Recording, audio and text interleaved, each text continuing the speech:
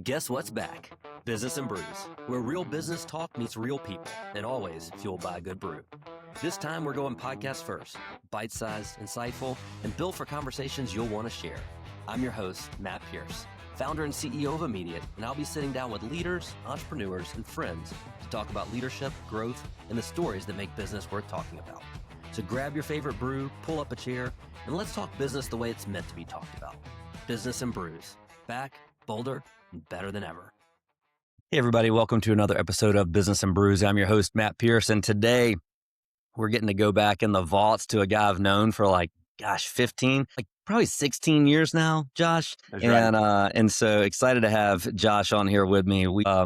When I first met Josh, he was working in the ministry. He went into software sales, rolled up to being VP of sales, went off, started working operations, and now he is a CEO coach. I think you're going to find a lot of value in this today. So Josh, thanks for being here with us. Yeah, I'm excited to be here. Looking forward to our conversation. Same here. Well, I know most of these conversations I have are fueled by a strong cup of brew. So what are you drinking today? I won't call it strong. So this is from Hank's Coffee Station here in Franklin, but it's a decaf Americano for me. All right. So usually a half calf each morning. Great coffee shops here in Franklin, Tennessee. Oh, So yeah. Stable Reserve, The Well, you name it. You're going to get great coffee wherever you go. So a little decaf Awesome. for me. Cool. Well, I've had enough coffee. I switched to water. I'm drinking it out of a mug, but it's water today. It's Birmingham's finest water. Well, man, I know I just gave a little bit of your background just because I've known you for so long. But I'd love to hear it from you. Can you talk to us a little bit about your career journey and what's brought you to where you are today? Yeah, for sure. So grew up just southeast of Atlanta. Went to Berry College up in Rome, Georgia, and I actually became a Christian. That radically changed my life. And I went on staff with a ministry called Campus Outreach, focused on multiplying Christ-like leaders. So really just like a leadership development pipeline in that ministry. Yeah. So I did that for 5.5 years. Most of my colleagues got their MDivs, but I actually got my MBA. So I had great leadership. They're like, hey, you want to go to business? You should get your MBA. Moved to Birmingham to coach and train all of our new hires across our 10 campuses in the region. And then I actually transitioned to work for a tech startup company in Birmingham called WildSpark. And I was the second non-founding hire there and had the opportunity to go from BDR to AE to director of sales to VP of sales and client success, and really serve on the leadership team for 2 companies there in Birmingham. Had an incredible experience. Our COO left, and I thought, no one's filling this role. I'm going to actually lead our quarterly offsites, hiring, thinking high level strategy for the team. And then I had an opportunity to come up to Nashville, Tennessee, and be the chief operating officer for a commercial real estate company for 4.5 years. And then 8 months ago, I actually transitioned out into what I actually believe is my greatest calling, which is executive coaching and consulting. And I've been doing that now for 8 months. So that's a little bit of the bio, tons of ups and downs during those seasons of life. But I'm super thankful for each season and just how it developed me and the people that I got to lead while I was there. That's so cool. I think it's also encouraging for people listening to hear somebody that started in the trenches and just worked their way up and then saw an opportunity. All right, I'm maybe the head of sales, account management, but I'm going to jump over and do some operational stuff. I feel like that's something that high performers are typically just the kind of people that want to go above and beyond. Is that something you've kind of seen in your career as something that sets you apart? I think for me, I had an executive coach when I was in my late 20s. And what really positioned me for the steps that I took in my career is I said, if you can see a need and meet a need in an organization, you become very, very valuable. So he actually helped me understand, pay attention to your boss and what they need, but pay attention to your boss's boss. And that's actually even more important. Right. And if you see a need in the org that your leadership is actually talking about regularly and you can solve it while being extremely good at your current job and spending 10% of your time on the side above and beyond solving problems, you'll always get promoted. You'll always have opportunity. So that was the mindset that I had at work, and it played a big role in just my growth and development. And then if a company's growing, that actually plays a key role in having opportunity. Mm-hmm. You have to find an org that has a growth trajectory because they're going to constantly be opening doors for new positions and new roles. Yeah, that's good. That's really good. I know we can talk about it here in a minute, but my first job, I always knew that I wanted to do something entrepreneurial, but got into a company that was growing really fast. I think I've shared it before. I was employee 55. We ended up, before we exited the business, we grew to 850 employees.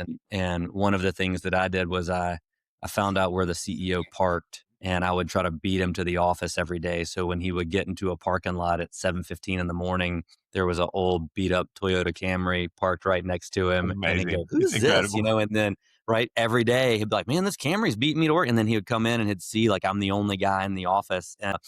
And I, I wasn't just there like goofing off. I mean, I'm like, I'm gonna get there and I'm gonna get to work. And I do feel like that kind of that presence and being there and getting on the radars of the right people is helpful. But I like your addition to that of like find gaps and opportunities within the business to kind of continue to lean in and help out. That makes a ton of sense. Well, it's just fun. Like what you did is when you're young and you lack maturity and knowledge, what you can make up for it is in grit and tenacity.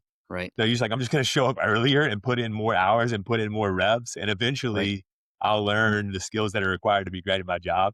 Right. And I think that's huge. So well Yeah. done. I haven't heard that story before. I love that. Yeah. Well, I was a big baseball fan growing up, and one of my favorite stories about Chipper Jones was his dad pulled him aside and was like, "Listen, Chipper, there's always gonna be people faster than you. There's always gonna be better fielders than you," which is arguable because he was a really good fielder. "There's always gonna be better hitters than you." He's like, "What you got to control what you can control, which is no one should ever outwork you." So And so good. Chipper was like, "I just put in the work, man." And so I kind of took that mindset of like, I'm just gonna go put in the work. And to your point, like the extra hours are gonna build up and compound, and eventually, when the door opens, years later, I remember that CEO giving a presentation and talking about some new division that we were opening, and he walks off the stage, and I was standing side stage, and he walks up and he goes, "Hey, that App Store thing I just talked about?" I go, "Yeah." And he goes, "That's your new job." He fist bumps me. He goes, "Get to work." And it That's was just amazing. like that, right? And so it's putting in the work, being in the right place, learning and going. So I'll tell you, if you ever want to start another podcast on 90s Braves baseball and talk about Fred McGriff and Jeff Belliard and John oh yeah. Smoltz, like we can do that as a separate Oh, podcast. dude, we should totally do that. I've got a birthday card from when I was 8, signed by that entire team. My stepdad had a guy who he worked with, whose son was. If you remember this guy, I'm gonna be like mind blown. This guy was named Martin Clancy. Okay. He was like a bullpen pitcher, and Martin's dad worked with my stepdad, and so he got him a birthday card. It was blank and just passed it through the dugout. And so I got this like 8th birthday card that's like all of them. It's like Dale Murphy. It's It's amazing. like McGriff. It's all those guys. It's pretty awesome. It's fun. I love that. Yeah. So I know you kind of made this transition. Before we jump into the CEO coaching and executive coaching, can we talk a little bit about what you learned? Like one of the things that you went through is making a decision to go from Birmingham to Nashville, right? Like making a move into a new city, going from a city where you had been for a while, you had built up a really good reputation, you had built up a good network. That had to be a big leap of faith. Can you talk a little bit about like not just career wise, but like if you don't mind, kind of personally, like what your mindset was like, kind of making that move? Yeah, absolutely. I mean, I'll speak to the relationship side of things. And if you move to a new city, how you actually go about building your network of relationships and friendships and personal and professional. If you treat every job or every city, I'll say it this way, if you treat every city like it's the best and last city you'll ever live, then you'll actually build relationships that way. Yeah. So when you move somewhere, you have to say, I'm going to imagine a world in which I never leave this place. And therefore, I'll actually lean into relationships in new and compelling ways that I might not if I thought this was temporary. Right. So that decision was actually really interesting. I was thinking about my career arc and what I wanted to do next. And I had set out with that executive coach in my late 20s that in the future, I want to be a chief operating officer. So one of my mentors, Justin Harris, out of Birmingham, that's what he was doing. And that's the plan that I had in my mind. And so the summer during COVID, I was praying on my back porch. And I was like, God, I feel like it's time for me to make a move. And I'm ready to make a move. I think I've done my part here at Wild Spark. Amazing company, amazing people. We've gotten this far, and I'm ready for the next step in my career. And I sensed God say to me, "You're not going to do that." Hmm. And I really didn't like that. I was actually sweating because, in Birmingham, when it rains and the steam comes up Oh yeah. and you're just sweating on the back Right. porch. And Right. I was like, yeah, I am going to do that. Like, I've been in sales, I've been in ministry. I like to initiate things. I'm going to start making phone calls and I'm going to do that. And I heard it again. You're not going to do that. Somebody will call you. Hmm. And I was like, no, this is not how this is going to work. I was like, I like to go out and I want to make things happen. I want to Right. have agency and make things happen. And I heard it one more time, you're not going to do that. Somebody will call you. Just be as great at your current job as you've ever been. Hmm. And I put my head down for 9 months, and then I got a phone call. Oh man. Hey, I'm looking to bring on a chief operating officer. And my wife and I made a list of all the parameters that would need to be true for us to move. And when I got the offer letter after going up and interviewing, so I went up, visited, interviewed from 6 to 10 p.m. at night, and then from 6 to 10 a.m. the next morning, because we were leaving for our 10-year wedding anniversary Oh, trip. nice. And I had 8 days to talk it through with her. And I said, here are all the parameters. If all these are true and I get an offer, we're going to move to Nashville. And that's exactly what happened. So that's the Man, background on kind of the that's so shift and good. how we made that decision. Yeah. But yeah, I really remember being very frustrated. Summer of 2020, COVID, just, I think I'm supposed to do this, but I'm actually going to stay here and be faithful to my current job until that becomes crystal clear. Yeah.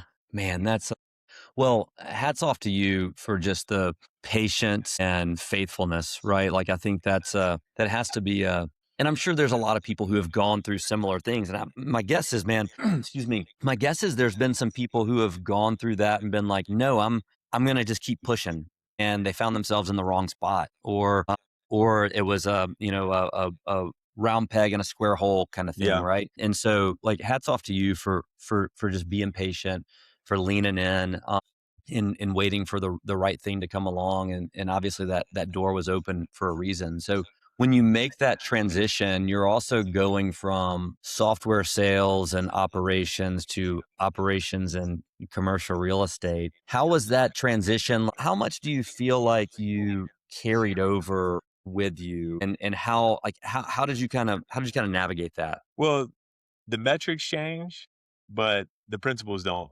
Yeah. And so in any organization, you may have principles that always remain the same, but how you actually implement them, or the numbers that you're tracking, or the people, or how you go about it could look very different. Hmm. And I found that as long as you're driven by core principles of how you work and operate, and you're an aggressive learner, so you're willing to actually learn by immersion. I'm going to listen to every podcast on commercial real estate that I can Right. get my hands on. I'm going to read the 6 to 7 books on commercial real estate I can get my hands on. I'm going to talk to everyone I know while doing the same for EOS, Entrepreneur Operating System. Right. Then I can actually learn and develop really rapidly. Yeah. So it was less for me about commercial real estate and much more about the vision that the company had to actually build America's most generous commercial real estate company. And then I got to participate in that by rethinking the design of our teams, our core metrics, our operating system. And truly, every single person on that team knows more about commercial real estate than me. I actually mean that. I don't think that's Yeah. false humility. They are uniquely designed to be gifted at property management, at leasing, at finding new developments, at working with banks. And so that's the approach that I took. Just immerse yourself fully, Right. and you can learn a lot and grow a lot by doing it that way. Well, I do think that's really, I think that's awesome. And I also think that there's a lot of value to be gotten out of that for people that are listening. Obviously, if you're listening, presumably you're trying to better yourself just on business in general, right? Because you're listening to a business podcast. But how do you balance? We talked about this just for like a split second before we jumped on. How do you balance? How do you balance your time when you're thinking about your personal time, consuming podcasts, reading books? How do you mix that in between, you're obviously a person of faith, so how do you mix that in with like faith-based podcasts and books, business books? I know you're a husband and a father, and you lean into that really heavily. Like, I'm sure you probably listen to podcasts or read things on marriage and parenting. How do you, I mean, is it different seasons of life that you're leaning more into one or the other? Do you structure it? Like, how do you do that? Well, I think of, so if we have our spiritual life and then we have our professional life, I actually like to think of them much more like this, connected. So for those who are listening, I'm putting my hands together. They're actually connected. They're intertwined. Hmm. And I'm constantly reading. Well, I'm gonna every day read a minimum 10 pages, and it's either going to be on business or a current challenge that I'm facing in the next 6 months. I don't need to read books about building, rocket ships and Elon, because that's not Right. the work that I'm doing. I like to read books that are going to be relevant to me in the next 6 to 12 months. So I'll do that on the business side, and I'll do that on the spiritual side. So I think of my spiritual life a little bit like, am I going to exercise every day? Okay, great. I want to sweat every day. Well, that might actually be my time in God's word and in prayer and spent with him in that. And then Hmm. I had a mentor. He's actually the pastor of a church in Birmingham now. And he said, Josh, you can actually work as much as you want 6 days a week. And as long as you take 24 hours a week of Right. Sabbath and rest and spend time with God and spend time with your family, then you're great. You're gonna have more energy and more excitement for life and more joy in Right. life than the vast majority of people. So I actually just take a 24-hour Sabbath, Saturday evening to Sunday evening, and I start back work Sunday evening. Some people don't Mm. like that. Once it gets dark, I start back work. Yeah. And then you need, if you think of your week in 21 slots, so 7 mornings, 7 afternoons, 7 evenings, most people need between 3 to 7 slots for Sabbath rest or times where you're actually not working on your business. Hmm. Some need 3 because their capacity is large. They only need 3 slots. Right. Some need 7 because they have maybe lower capacity. They need to be more energized by moving things in and out. But 3 of them just need to be uninterrupted, Hmm. meaning you actually get 3 in a row. So that's how I Right. think about that. It's like, it's a Yeah. bit like exercise. I'm gonna sweat every day. I'm gonna spend time with God every day, and that's gonna make a big difference in my life. That's so good. That's so good, man. Well, I'm a big believer in the Sabbath. I typically my family knows and the people I work with most closely know that Saturday is my day that I don't work, man. I don't look at email. I don't look at Slack. I try to stay off social media on those days. I try to leave my phone in a different room. And Saturday for me is a good day to do that because it's days where we have, softball for my kid, or like me and my older girls want to go see a movie, or my wife and I want to go on a date. And so I try to I try to make that day just a day where I can go, I'm going to unplug from it, especially unplug from work, but unplug from as much other distraction as I can. And really just try to lean into my family. I know that, um, you know, I travel a lot. My family doesn't get a ton of me during the week oftentimes. And so I try to just make Saturday my day that I get to really lean into them. And Right. it's not only is it good for my family life and for my marriage, but it's good for work because, I usually take an hour or two on Sunday afternoons where I go to a coffee shop. I've gotten to where one of my daughters, sometimes two of them will tag along with me and they'll take their laptops and we go get some coffee and sit outside and just get some work done for a couple hours. I like to do that on Sundays because it kind of gets me prepped where I can hit the ground running Monday morning at 8 a.m. And I know some people like to take their day of rest on Sunday. I totally get that. For me, it's just worked out better to be Saturday because I like to take a Sunday afternoon. But I like the structure you're talking about with different blocks and then stacking three together that you get to kind of use as your day of Yeah, rest. you can use it anytime during the week. Yeah. And I remember, I gotta share a story on the side here. Yeah. I had a friend who came to me in Birmingham and he was like, "Hey, Josh, like you're always on. You're always on." And I said, "Man, that's actually not true. Like I may seem like I'm always on, but I actually take a 24-hour Sabbath every single week to fully rest and refuel. And that's why when you interact with me outside of that block, you're gonna get high levels of energy and excitement for life and Right. what we're doing." And I just believe it's extremely valuable time spent with God, spent time reflecting, spent with family, doing things you just enjoy in life. So if you like Right. to hike, go hike. If you want to smoke a cigar, go smoke a cigar. Yeah. If you want to work in your garden, so I love flower gardening, I'm going to go work in my garden. And I think that's really critical is building that into your rhythm in life as a founder, as a CEO. It's just so important for you to actually have the energy required to lead a company. Right. Yeah, that's so good. Well, speaking of gardening, we had some new sod put down recently, and this morning I went to check on the sprinklers, and one of them wasn't going. And dude, I wish my youngest was standing out there watching me. I wish she would have had a camera on, but I started tinkering with the sprinkler head, and like a dum dum, I was right over it, and I took a geyser to the face. I mean, I was just soaked. I stood up, and my 6 year old's just It's funny. cackling on the front steps. I'm like, yeah, you would think that was funny. So me and gardening and being in the yard have not been jiving real well recently. I always like to hear stories what were some of the favorite things that have happened to you in your career. I'm sure there's probably some sales stories you've got from those days. It might be something in the new gig where you're getting to go out and interact with new clients and spending time with people. Do you have like some exciting or fun stories, things that you've really enjoyed over your career, something that kind of jumps to the top of your head? Yeah, I'm glad to talk about this. I think, anytime someone's a founder or leader in growing works, you can talk about awards that have come with that or how fast you've grown or Inc. 5000s or you name it, whatever it is. But that's actually, those stories aren't a lot of fun to tell. Like you come around and say, oh, yeah, I won the Birmingham Rising Star of Technology in 2020. No one wants to hear that. So very few people actually reflect back on their career around the awards that they won. They reflect back on the stories and the people they're with. And the one that comes to mind is when I was transitioning out of ministry into software sales. I was thinking about my transition, and I was talking to my wife about, I think at some point I need to transition out of ministry. I need to go into business. And I was hanging clothes in the closet in our house, actually in Bluff Park, Alabama. Right. So I'm hanging clothes, and I was just talking about reflecting on it. And she was like, "Hey, do you think you're going to be in ministry in 10 years?" And I was like, "I don't think so. Not full-time ministry."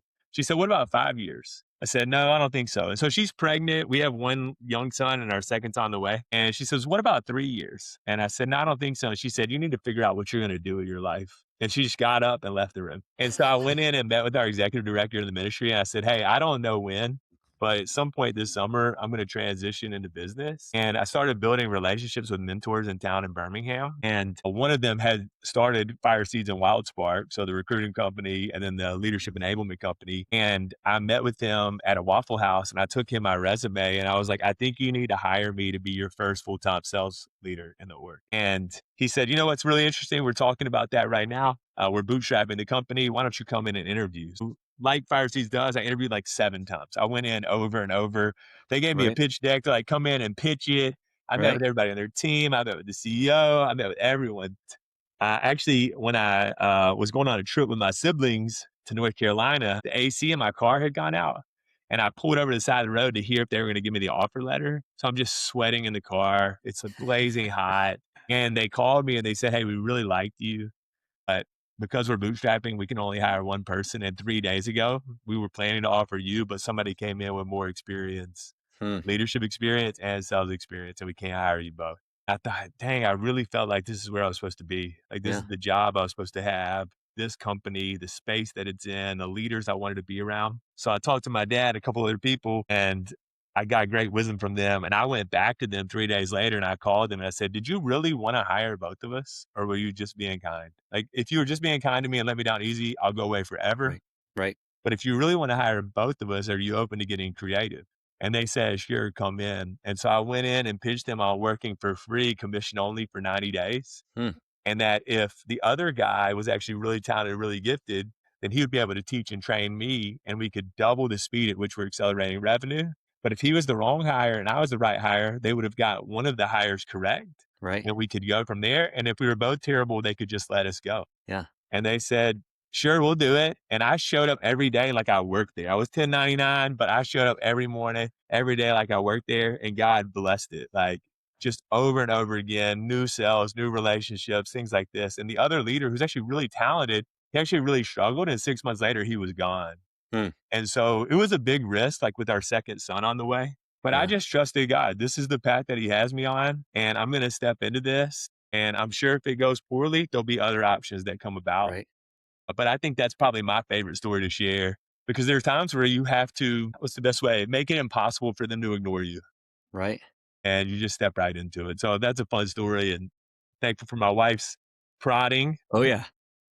And then I'm thankful that the deals came in. So Right. I was brand new Right. to it. I didn't know what I was doing. I remember the first deal I closed, Matt. I thought we had at the time like a client success team. So I was like, "I closed the deal. Who do I give this to?" And Right. they're like, "You service it. You got to launch them and keep them going and renew them." You got to hunt and farm and I do it had no all. idea. It was a ton of fun though. It was a blast. That's awesome. What a great story, man. I haven't heard that before. That's so good. And it also, I mean, like, I think it kind of goes back to earlier, like the decision you made years later to make the move to Nashville. But it also, it is kind of like you had this conviction that like, this is where I want to be. I feel good about it. And you trusted your gut. I think there's a lot of people who get these feelings inside and they either push those feelings down or they're not willing to like really lean into them. And I'll tell you, like, as a CEO, if someone came to me and said like a similar scenario and said like, "Man, I'll come work for you for free for 90 days to prove myself out," like, there's not a whole lot of risk in saying yes to that, right? And so I think to your point, you put them in a position where they're like, "All right, let's give this guy a shot." And that's a little bit of like somebody walking up to the coach on the sideline and going, "Hey man, I know we only got 20 seconds left in this game, but I'm the guy who needs to shoot this last shot," right? When you've got that level of confidence, that belief in yourself, you're like, "All right, listen, if this is a one-time confidence thing, you're gonna figure it out really quick, right? But if this is somebody who's really willing to lean in and put in the work and prove themselves out, we're gonna find out." And sure enough, that's what you did. So that's really awesome, man. I'll Really tell good one stuff. aside again. I know I've done this on our podcast today, but the company was bootstrapped. And when I mean say bootstrapped, it was like turn the AC and heat off after everyone left the office. Like we're not going to spend the Right. money. Yeah. And I was meeting with the client on the West Coast, and so they wanted to meet late. They needed to meet, late in the afternoon. So it was 6, 7 o'clock. I'm meeting with them, 5 o'clock, and I got my first verbal yes on a contract from them. This is the very first time. And after I closed the window, I could see my breath. Like, it was so cold. I could see my breath and no one was there to celebrate. Right. Like, I just looked around and I did like my own version of the Tiger Woods fist bump. I was Oh just yeah. like, let's go. And just the breath, like it was so That's cold in the awesome. office. I remember calling the guy. I was like, hey man, like how much I gotta sell to turn the heat on in here? Like, this is crazy. Right. Can you at least get me a bigger blanket or something? Please, man. The guy could see it. Like, That's awesome. That's so good. Well, we just got a few more minutes here. I'd love to talk when you think about. I'm not going to put you on the spot for 3, 5, or 10 years, but when you think about the future, and if nothing else, the rest of this year, right? We're jumping into Q2. What are you most excited about over the next 3 quarters? And then just looking forward in general. I know it's obviously when you take the leap into entrepreneurship and going out to be your own boss and build something it's scary, man. And you know it because you've been around it. It can be lonely. There can be times where you're the only one working late in the day. There can be times where the highs are really high and the lows can be really low. But when you decide to make that jump, you've obviously shown that you've got the fortitude to be successful and to make things work. And the work ethic to like really lean into it. So when I think about like the next year, and you're looking out into that time horizon, what are the things that you're most excited about? And if you're okay with it, like what's one thing that you're a little apprehensive about looking forward to the future as well? yeah, I'm glad to share. For context, I work with 6 to 9 executives, founders, owners at a time. They're going to be high drive, high integrity, high impact leaders. They have to be willing to take massive and fearless action, and they have to have dreams big enough for us both to be fired up about.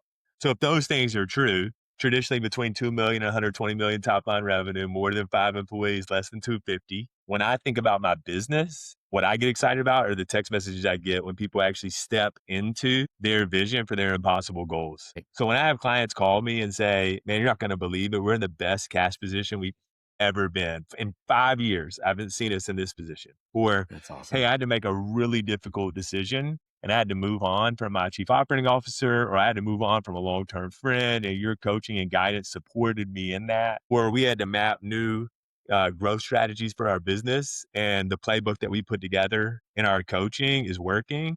Like, Hmm. that's what I get fired up about, Right. is actually helping people say, hey, actually, Matt, you have what it takes, Right. and we're going to go do it together. That's really fun. Yeah. So I don't have a 10-year vision for this business or a 5-year vision or a 1 year. I feel like I'm called to be faithful to today, Hmm. which is to be a top 1% executive coach on the planet and drive top 1% results for my clients, and everything else will fall into place.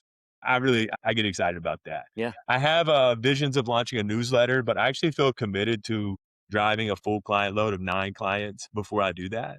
Yeah. I don't want to get distracted. I'm 8 months in. Like I said, I'm coaching 6 clients, 10 people in their orgs across those groups. And at some point, I will write because I love to write on LinkedIn. I love to tell stories. Yeah. So I am excited about that, but I'm holding off because I think it could be a distraction. Yeah. What am I most uncertain about? I think this is interesting, Matt. Like, I'll be very vulnerable. I don't feel uncertainty about the business, Hmm. where I feel more uncertainty around, okay, we moved to Nashville, Tennessee for a job, and now I'm no longer in that job. Hmm. And so, do I continue to deepen the relationships in Nashville, Tennessee, or should I be exploring Atlanta, Birmingham, or Greenville? Hmm. And I think the answer is continue deepening relationships in Nashville and Franklin, Right. Tennessee. Yeah. But I think that does create some level of uncertainty that comes with just life and work. And then our daughter currently has something called global developmental delays. That just means even though she's 3.5, she might functionally feel and operate like an 18-month-old. Mm. So that's just uncertain as to what Right. her path will look like.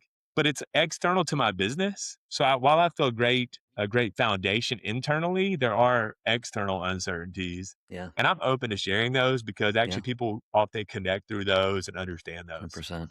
Yeah, Yeah. I appreciate the vulnerability, man. That's super helpful. And I think it's also good. I think it's good for people to hear, like somebody like you who's got confidence, is having success, to be able to peel a layer back and go, hey, look, there's still things I'm uncertain about. for sure.